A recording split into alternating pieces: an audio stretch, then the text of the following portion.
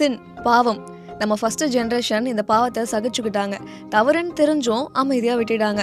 அதுக்கடுத்து வந்த 2வது தலைமுறை இந்த பாவத்தை அக்செப்ட் பண்ணிக்கிட்டாங்க. அதை சாதாரணமாக நினைக்கவும் ஸ்டார்ட் பண்ணியாச்சு. அதுக்கடுத்து வந்து 3rd ஜென்ரேஷன் பாவத்தை கொண்டாட ஆரம்பிச்சுட்டாங்க. தவறுன்னு தெரிஞ்சுமே அதை பாராட்டுறதுக்கு ஒரு கும்பல் இருக்குது அப்படின்னு பார்க்க முடியும். அடுத்ததாக வர 4th ஜென்ரேஷன் அந்த பாவம் அப்படின்ற ஒரு விஷயத்தையே மறந்து போயிடுறாங்க.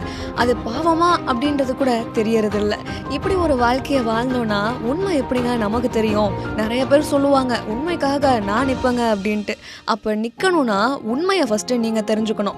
தேவனுடைய சத்தியம் மாறாததாக இருக்குது. இந்த பைபிள் நமக்கு உண்மை என்ன அப்படின்றத கற்றுக் கொடுக்குது. உங்களுக்கு அந்த உண்மை தெரியணும் அப்படின்னா நீங்கள் இந்த பைபிளை அட்லீஸ்ட் ஒரு வாட்டினாலும் ட்ரை பண்ணிவிடுங்க. நார்மலாக புக்ஸ் படிக்கும்போது நம்ம எல்லாருக்குமே நாலேஜ் வளரும். ஆனால் இந்த பைபிளை நீங்கள் படிச்சிங்கன்னா உங்கள் வாழ்க்கையே மலரும். இங்கே யாரை வேணால் மாறட்டுங்க, ஆனால் நம்ம என்றைக்குமே உண்மையான சைடே நிற்கலாம்.